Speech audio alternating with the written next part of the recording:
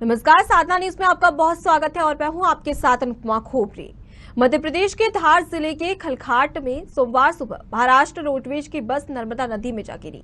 इसमें 40 यात्री सवार थे। अब तक 13 लोगों के शव बरामद हुए हैं। बाकी लोगों की तलाश की जा रही है। हादसा सुबह 10 बजे और सवा 10 बजे के बीच का बताया जा रहा है। बता दें कि खलघाट में टू लेन पुल पर एक वाहन को ओवरटेक करते समय बस बेकाबू हो गई। ड्राइवर ने संतुलन खो दिया और बस रेलिंग तोड़ते हुए नदी में जा गिरी। बस इंदौर से महाराष्ट्र के अलनटेर जा रही थी। इंदौर से घटनास्थल की दूरी करीब 90 किलोमीटर बताई जा रही है।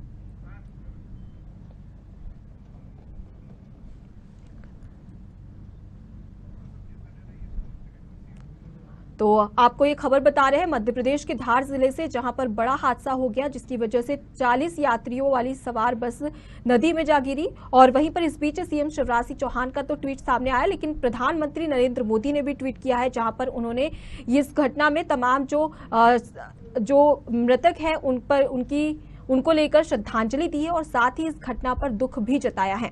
इस दौरान प्रधानमंत्री नरेंद्र मोदी ने पीएम राहत कोष से 2-2 लाख की सहायता राशि भी देने की बात कही है। इंदोरवरनं निघालेली बस ही धार जिल्ह्यामध्ये अपघातग्रस्त झाली आणि आतापर्यंत 13 बॉडीज रिकव्हर झाल्या आहेत। अतिशय दुर्दैवी घटना आहे। मोठ्या प्रमाणात लोक बेपत्ता देखील आहेत।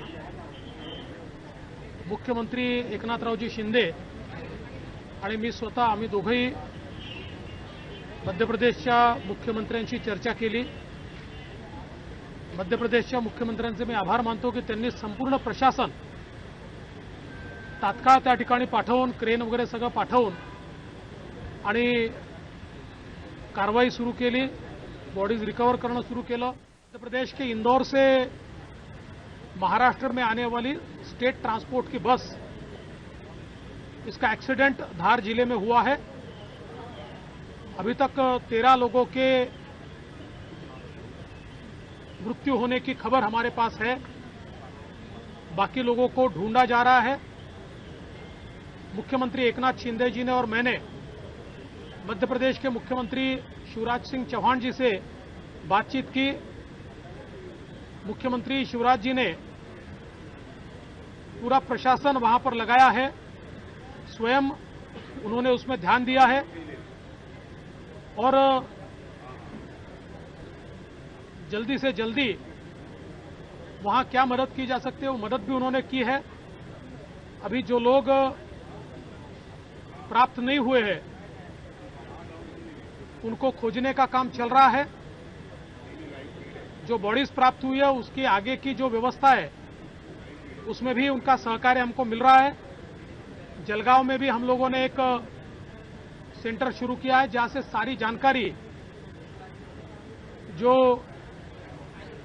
मृत हुए हैं या जिनकी जो अभी मिले नहीं है ऐसे लोगों के रिश्तेदारों को पूरी जानकारी मिले और कोऑर्डिनेशन हो, इसकी भी व्यवस्था की गई है। हमारे पूर्व मंत्री और सीनियर नेता गिरीश महाजन जी को हमने तुरंत वाया इंदौर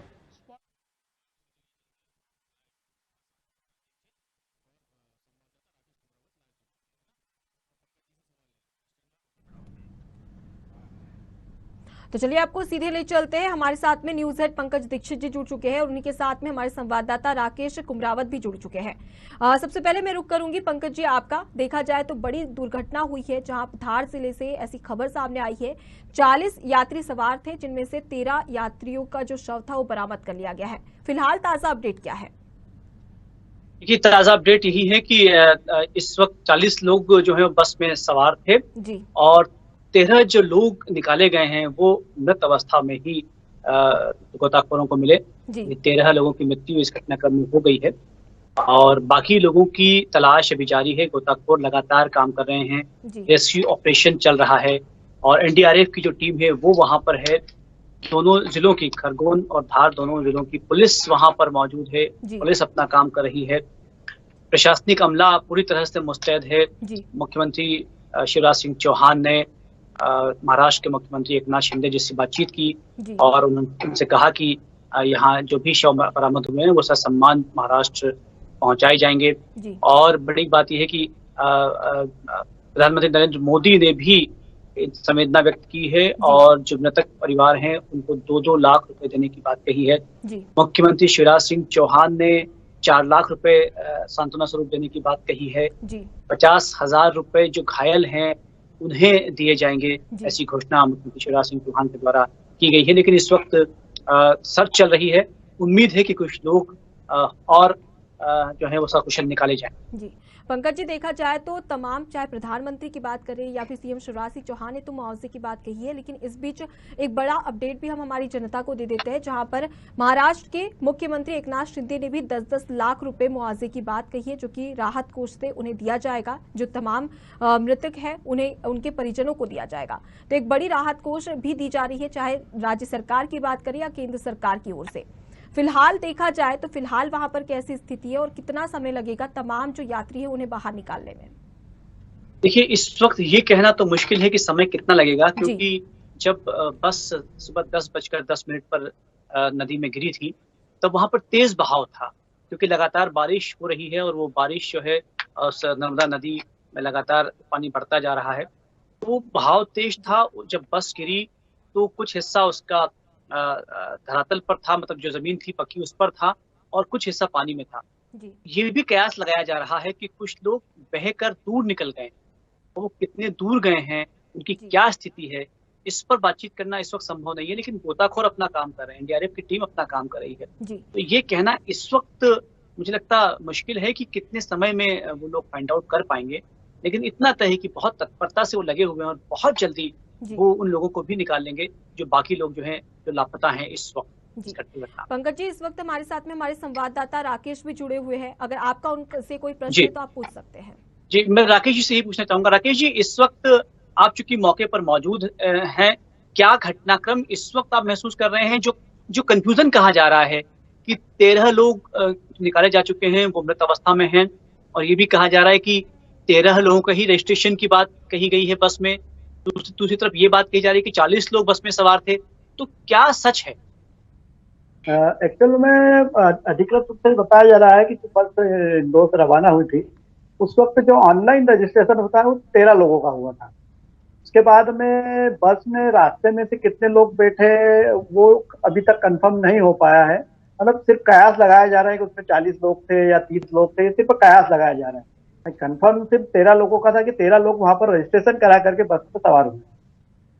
जी राकेश जी, आप जब मौके पर पहुंचे तो क्या मंजर था? क्या उस वक्त बस निकली जा चुकी थी? क्या लोग शव निकाले जा रहे थे? जी, उस वक्त जब बस को निकाला गया तो बस में की हालत तो मतलब बहुत ज्यादा डैमेज हो चुकी थी बस, और उसमें जो फंसे हुए थे जो शव 13 लोगों के, वो लोगों उन शवों को बाहर निकाल लिया गया था। अब बस से बह करके लोग जो बाहर गए होंगे उसमें से, उन लोगों की तलाश की जा रही है। मतलब बस की हालत को देखकर ऐसा लग रहा था कि बस गिरी होगी, उसी वक्त तत्काल उन लोगों की मौत हो गई, क्योंकि बहुत ज्यादा हालत खराब थी बस। क्योंकि वो एक जो लास्ट सेंटर में जो पिलर है जो पुल का, उसका जो एक नीचे बेस बनाया हुआ है, बस उस बेस के ऊपर गिरी थी, फिर उसके बाद पानी में गिरी, तो उसके कारण तो बहुत ज्यादा डैमेज हो गई थी बस। राकेश जी, आप मौके पर पहुंचे थे, जो रेलिंग वहां पर टूटी हुई है तो उससे क्या लगता है? क्या ओवरटेक करने के कारण दुर्घटना हुई है? बस असंतुलित हुई, ड्राइवर के संतुलन से बाहर बस निकली और रेलिंग से टकराई, या सामने कोई गाड़ी आ रही थी? दो बातें सामने आ रही हैं, क्या सच सामने? यहाँ पर जो मौके पर 3 पुल बने हुए हैं।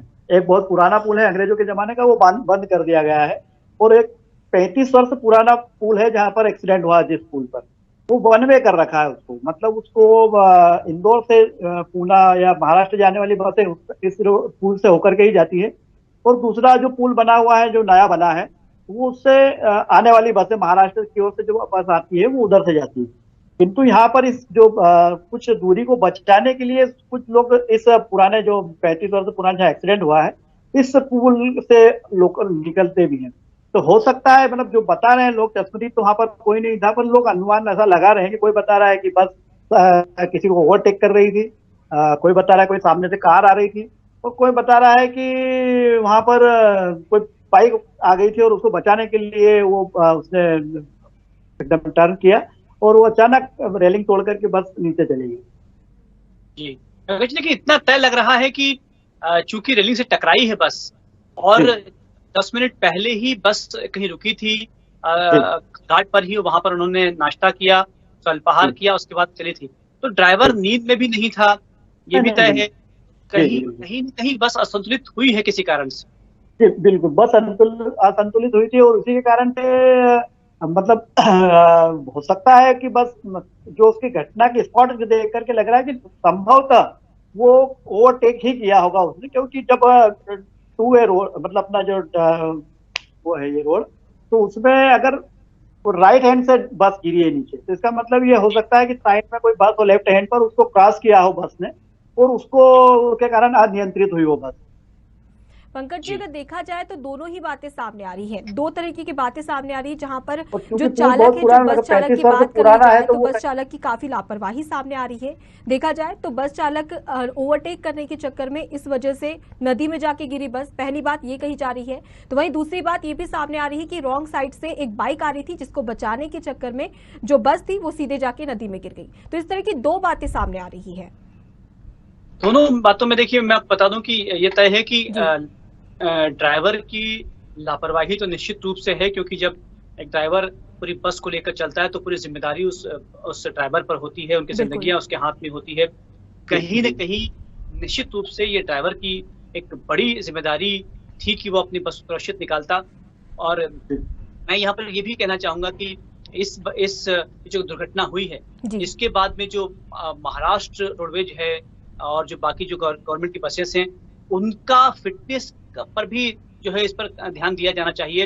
ड्राइवर कितने पुराने हैं, कितने अनुभवी हैं, उस पर भी रिवाइव होना चाहिए, ताकि भविष्य में इस तरह की घटनाएं ना हो। जी बिल्कुल पंकज जी, क्योंकि एक बड़ी बात हो जाती है कि बारिश के दौरान जो पुराने जो टायर वगैरह रहते हैं या जो उनके ब्रेक शूज वगैरह रहते हैं, वो इतने अच्छे से काम नहीं कर पाते हैं और हो सकता है बारिश हो भी रही थी तो उस कारण हो सकता है कि बस अनियंत्रित हो गई हो, ब्रेक लगाया भी हो और हो सकता है टायर रुक नहीं पाए हो और वो अचानक अनियंत्रित हो गई हो बस। राकेश जी, ये बताइए कि जब घटनाक्रम हुआ उसके बाद में सबसे पहले पहुंचने वाले कौन लोग थे? क्या ग्रामीण लोग थे और क्या उन्होंने बचाने की कोशिश की? जी, वहीं जो पासी गांव है वहां से 100 मीटर दूर है करीब, पुल से पहले खलघाट के लोग थे, वो तुरंत मौके पर पहुंचे, उनको जैसे ही पता चला। और फिर उसके बाद वहां पर जो स्थानीय जो नावें जो रहती है नाविक, और उन्होंने भी वहां पर जाकर के बस के पास पहुंचे थे, पर बस पूरी तरह से पानी में डूबी हुई थी, तो इसलिए वो लोग हिम्मत नहीं कर पाए किसी को निकालने की। उसके बाद फिर जब सुरक्षा बलों की टीम है और एनडीआरएफ एसडीआरएफ की टीम वहां पर पहुंची और बस को जब पानी से निकाला गया, उसके बाद ही शव निकाले जा सके वहां पर, क्योंकि नाव वाले की हिम्मत नहीं थी कि इतने गहरे पानी में जाकर के या बस में जाकर के किसी को बाहर निकाल सकते। जी, मेरा निश्चित रूप से एक बहुत दर्दनाक हादसा तो है, और मुख्यमंत्री शिवराज सिंह चौहान जब ने खुद इस पर जो है ट्वीट किया है, पीएम मोदी ने खुद ट्वीट किया है, तो बहुत बड़ा घटनाक्रम है, हृदयविदारक घटनाक्रम है। और हम यही आशा कर सकते हैं, देखिए कि लोग सब कुछ निकाले जाएं जो बाकी लोग हैं, लेकिन इस वक्त रेस्क्यू काम कर रहा है और जल्दी ही वो फाइंड आउट भी कर देगा। बिल्कुल पंकज जी, देखा जाए तो रेस्क्यू टीम और पुलिस प्रशासन तो अपनी ओर से पूरी कोशिश कर रही है, लेकिन यहाँ पर एक खास बात ये भी है कि जो आम जनता है उन्होंने भी काफी मदद की है। सबसे पहले उन्होंने ही घटना की जानकारी प्रशासन तक पहुंचाई थी, उसके बावजूद भी प्रशासन की टीम तो वहां पर मौजूद थी, लेकिन आम जनता भी लगातार कोशिश कर रही थी, अपनी ओर से जितनी कोशिश की जा सकती थी मृतकों को बचाने की और साथ ही यात्रियों को बाहर निकालने की, तो वो आम जनता ने भी पूरा सहयोग दिया है। घटना ये पता चली इसमें कि एक व्यक्ति यहाँ से धामनोद से बैठे थे वहां पर, उनके परिजन भी यहाँ पर पहुंच गए थे, वो भी उनकी तलाश में जुटे हुए हैं यहाँ पर। जी, यानी ग्रामीण भी आप जैसा कह रहे हैं कि जब इंदौर से बस चली तो वहां पे जो रजिस्टर्ड लोग थे उसके अलावा बस बीच में रुकी, कुछ लोगों को बिठाया और फिर बस आगे बढ़ी। हाँ जी, वही कंफर्म नहीं है कि वो लोग कितने लोग बैठे थे रास्ते में। एक तो जिनके परिजन थे वो तो बता ही रहे थे कि उनके परिजन थे वो सेलिंग का काम करते हैं और उसी के लिए वो बस में सवार होकर के कहीं जा रहे थे। जी, इसके अलावा राकेश जी, कोई इस वक्त ताजा सूचना जो आप देना चाहें? प्रशासन के अधिकारी कौन कौन वहां पर पहुंचे थे, क्या आपकी उनसे क्या बातचीत हुई और उन्होंने जो है इस बारे में क्या क्या जानकारी दी? यहाँ पर मौके पर कमिश्नर पवन शर्मा जी और कलेक्टर धार, कलेक्टर खरगोन भी पहुंच चुके थे यहाँ पर, और पुलिस की टीम भी पूरी यहाँ पर पहुंच चुकी थी। कमिश्नर से जब बात हुई तो उन्होंने बताया कि 13 लोगों के शव बरामद हुए हैं। बाकी उसमें बस में कितने लोग सवार थे ये कंफर्मेशन नहीं होने के कारण शवों की जांच कुछ तलाश तो की जा रही है, पर अभी जब तक उसकी कंफर्म रिपोर्ट नहीं आ जाएगी कितने लोग बस में सवार थे, तब तक तो कम से कम रेस्क्यू चलाना ही पड़ेगा।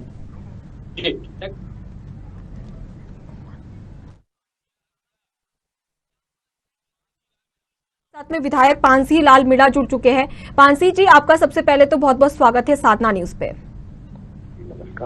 जी, जैसा कि देखिए कि बहुत बड़ी घटना है जिसपे प्रधानमंत्री से लेकर मुख्यमंत्री तक ने ट्वीट करके इस पर दुख जताया है। धार जिले के खलघाट से ये घटना सामने आ रही है जहां पर 40 यात्रियों बस में सवार थे और इसी के चलते 15 लोगों को बाहर निकाल लिया गया है।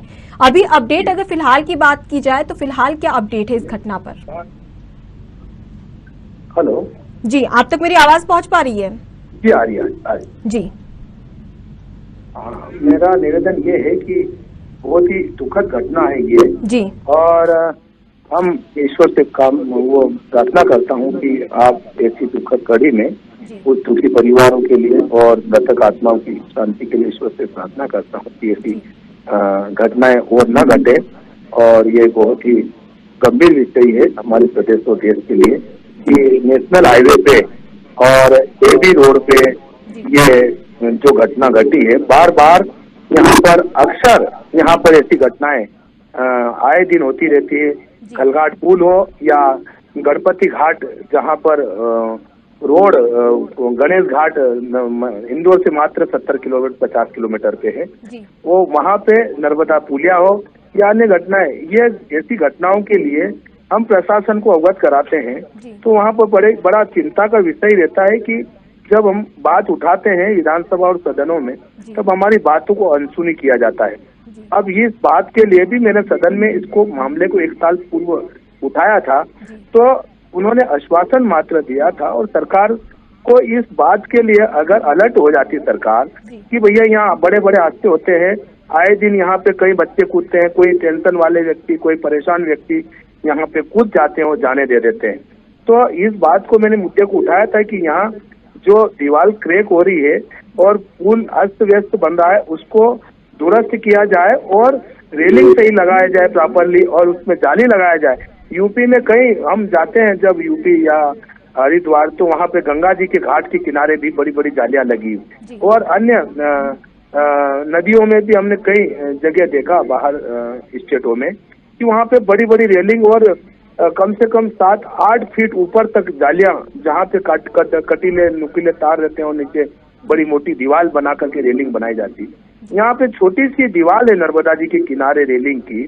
आए दिन वहाँ इस उद्देश्य से मैंने इस प्रश्न को उठाया था विधानसभा में, तो उसका जवाब तलब कि हम देखेंगे सोचेंगे इस प्रकार से इतिश्री करके हमारे सरकार के माननीय मंत्री जी ने, मैंने माननीय सीएम साहब के सामने बात रखी थी विधानसभा में, विधानसभा अध्यक्ष के सामने, पर यह अगर सुधार हो जाता तो ये आज घटना नहीं घटती।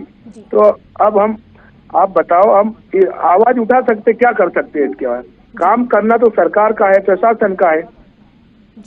हम प्रशासन का कार्य तो है, लेकिन आपको क्या लगता है कि लापरवाही किसकी है?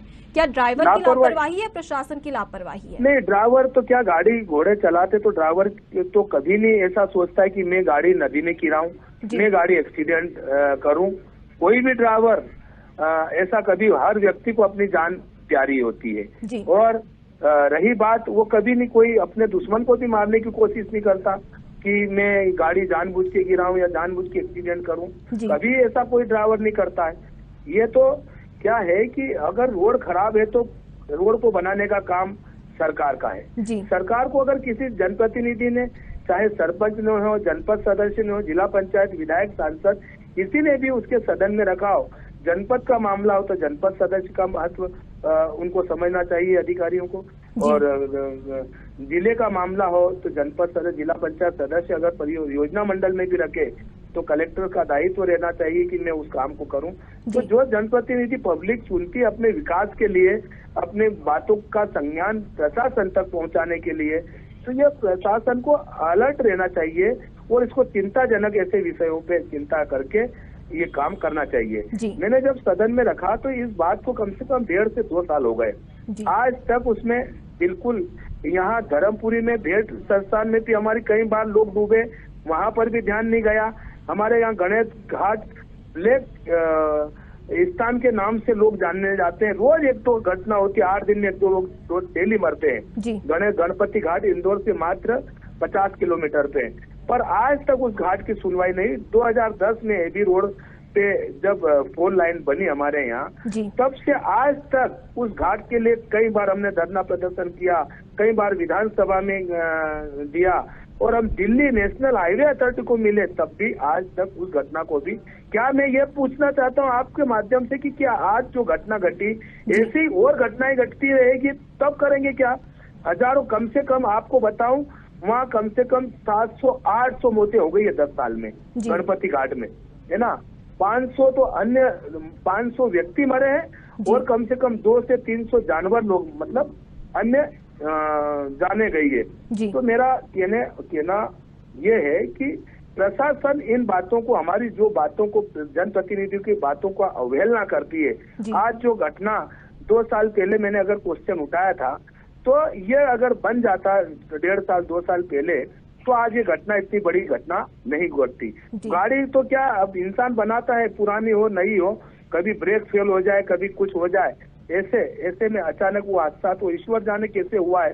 ये तो अब वो चलाने वाला भी बेचारा स्वर्ग सिधार गया है, तो अब इस घटना को तो ईश्वर ही जानता है। 40 के 40 लोग मर गए, वहाँ सबूत नहीं बचा कि गाड़ी कैसे एक्सीडेंट हुआ।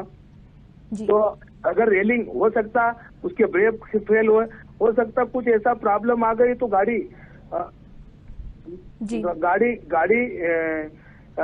मतलब एक साइड झुकी होगी, स्पीड में होगी, या किसी को बचाने में गई होगी, तो ये 16 लोगों की जाने नहीं जाती और ये लोग नहीं गिरते।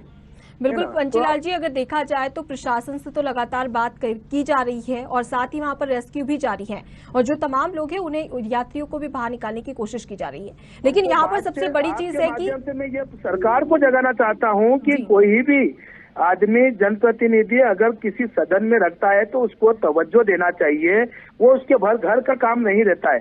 सार्वजनिक बात अगर जहाँ मुद्दा आता है प्रशासन को, वहाँ पूरी ईमानदारी से उस काम को करना चाहिए।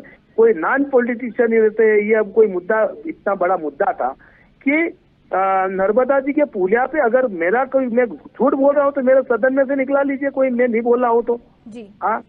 आप विधानसभा अध्यक्ष से निकला सकते हैं कि विधायक पांचीलाल मेहरा ने क्वेश्चन उठाया कि नहीं उठाया था कि विधानसभा रेलिंग बनना चाहिए, कांटे लगना चाहिए, यहाँ दर की अवस्था में ये पुल पुलिया होती है, उनको क्रैक होने से बचाओ। और जहाँ भी ऐसी दिक्कतें रहती तो मैं तो हर मुद्दे को उठाता हूँ प्राथमिकता से। गणेश घाट का मैंने कई बार उठाया, धरना प्रदर्शन किया वहाँ पे लोगों ने, मैंने खुद ने आवाज उठाई और धरना प्रदर्शन किया, लोगों ने हवन करवाए हमने वहाँ पे कि जो घटनाएं रुक जाए। बाकी आज तक नहीं रुक रही, और नहीं नर्मदा जी पे लोग कूदने से बच रहे हैं, दोनों पुल पुलियाओं पे, ये तो इधर वाली पुलिया और उस साइड की पुलिया भी, जो बड़ी पुलिया है नई बनी, उसपे भी लोग कूदते हैं तो मर जाते हैं जी। तो सीधे तौर पर आपका ये कहना है कि प्रशासन और शासन की जिम्मेदारी थी, और अगर उन्होंने जिम्मेदारी पूरी तरीके से नहीं निभाई, इस वजह से ये हादसा हुआ है। हाँ, बिल्कुल मैं सही बोल रहा हूँ ना, कोई मैं कहीं गलत नहीं बोल रहा हूँ। हमारे साथ में इस वक्त न्यूज हेड पंकज दीक्षित जी भी जुड़े हैं। पंकज जी, हमारे साथ में विधायक पंचीलाल जी जुड़े हुए हैं, अगर आपसे कोई प्रश्न करना चाहे तो आप उनसे प्रश्न कर सकते हैं। जो सवाल उठाया और अब सॉल्यूशन क्या है, क्या हो कि ये दुर्घटनाएं ना हो, क्या होना चाहिए, क्या पुल पर काम की जाने की आवश्यकता है या सिर्फ रेलिंग से काम हो जाएगा? नहीं, ये काम करना किसका काम है सर? जनप्रतिनिधि तो आवाज उठाएगा ना, उनके क्षेत्र में विकास की बात करेगा ना। विधायक जी, मेरा बहुत सहज सवाल ये है कि क्या ऐसा क्या किया जाए कि इस तरह की दुर्घटनाएं भविष्य में ना हो? क्या पुल को चौड़ा किया जाए, क्योंकि सिर्फ रेलिंग से तो इस तरह की घटनाएं शायद नहीं रुक पाएंगी। सर, रेलिंग लगाना चाहिए, वहाँ पे जालियां लगाना चाहिए, मोटी दीवार बनाना चाहिए। जिस इंजीनियर ने बनाया वो सिर्फ 3 फीट की दीवार है वहाँ पे, सिर्फ 3 से 3.5 फीट, है ना। और वो आदमी बच्चा भी अगर चढ़ता है तो 3 फीट की दीवार कूद के मतलब गिर जाता है ना। तो 3-3.5 की फीट इतना कम से कम 70-80-90 फीट की ऊंचाई है सर वहाँ पे, है ना। और इस बीच में जो आदमी गिरता है, कोई गुस्से में आता है, कोई लड़के लड़कियां, कोई बुजुर्ग आता है, कोई भी आदमी आता है, जो भी गिरता है वो मरी जाता है। कोई अगर पानी रहता है, तैरने वाला आदमी, ऐसे बहुत कम घटनाएं रहती है कि तैरने वाला आदमी बच जाता है, तो उसको कभी नाविक लोग हमारे कलघाट के किनारे जो नहाते धोते रहते हैं दौड़ के बचा लेते हैं। यह उनकी मानवता है।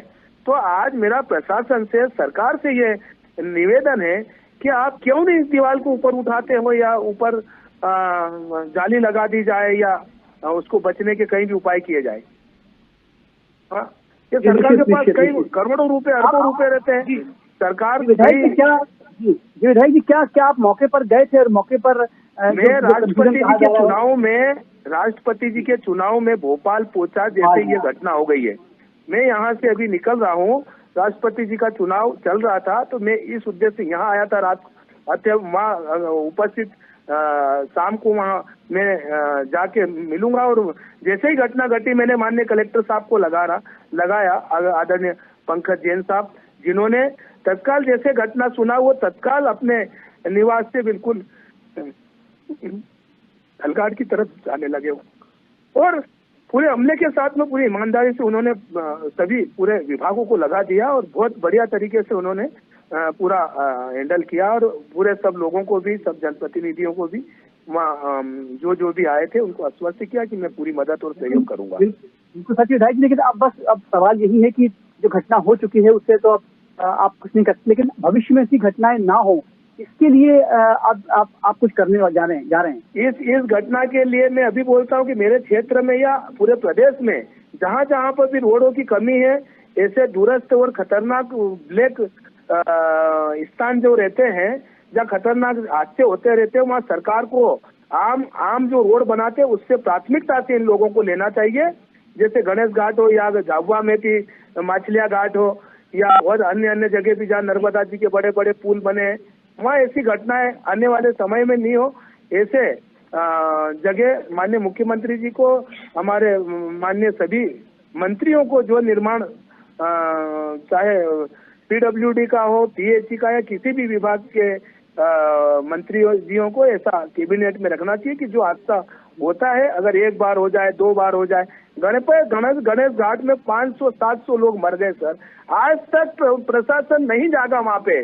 तब आप ये घटना तो आज तत्काल की है, तो ये हमारा निवेदन आपसे होती है कि हमारी बात को तवज्जो नहीं देते, चाहे विधानसभा में हो या लोकसभा में हो, जिला योजना में कमेटी में, इसलिए ये हादसे बढ़ते जाते हैं। हम सादा न्यूज के माध्यम से आपसे निवेदन करना चाहेंगे कि जो घटनाक्रम हुआ इसके बाद में आप वो स्थान चिन्हित जरूर करें, और एक फिर से एक आप जो रिमाइंडर है वो जरूर मुख्यमंत्री तक पहुंचाएं।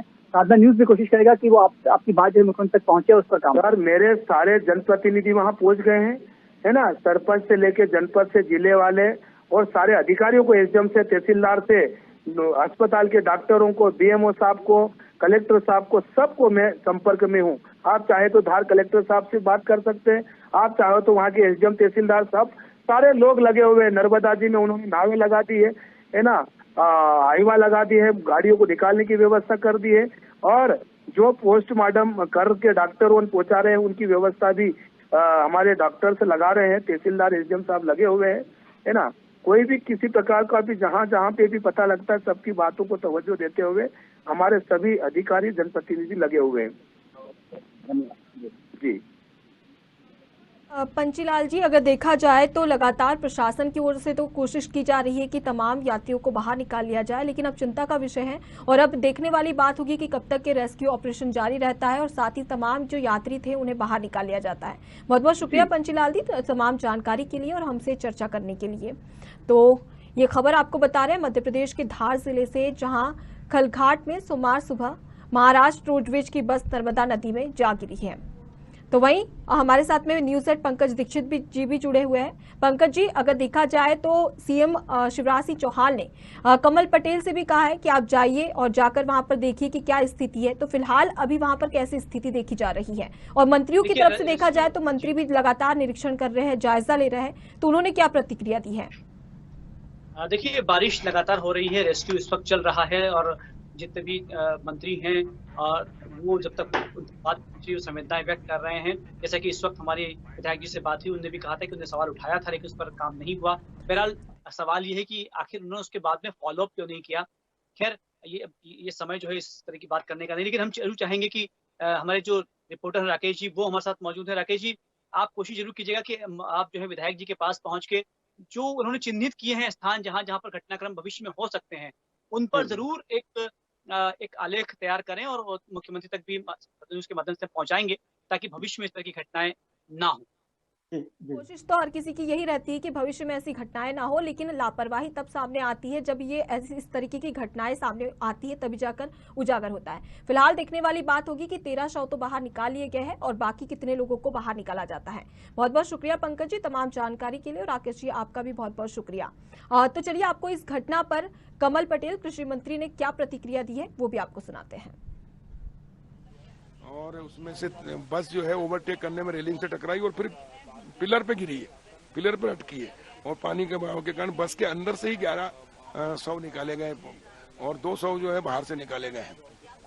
और अभी कलेक्टर से चर्चा हुई तो बचाव राहत कार्य चल रहा है, ढूंढने का काम चल रहा है गोताखोर बोट से, और जो भी हम सहायता कर सकते हैं और उनके जो शव हैं उनके गंतव्य तक पहुंचाने का काम करेंगे। सब टीम लगी, पूरी टीम बचाव जानकारी मिली है। तो फिलहाल के लिए इतना ही। खबरों का सिलसिला लगातार जारी है, देखते रहिए साधना न्यूज। नमस्कार।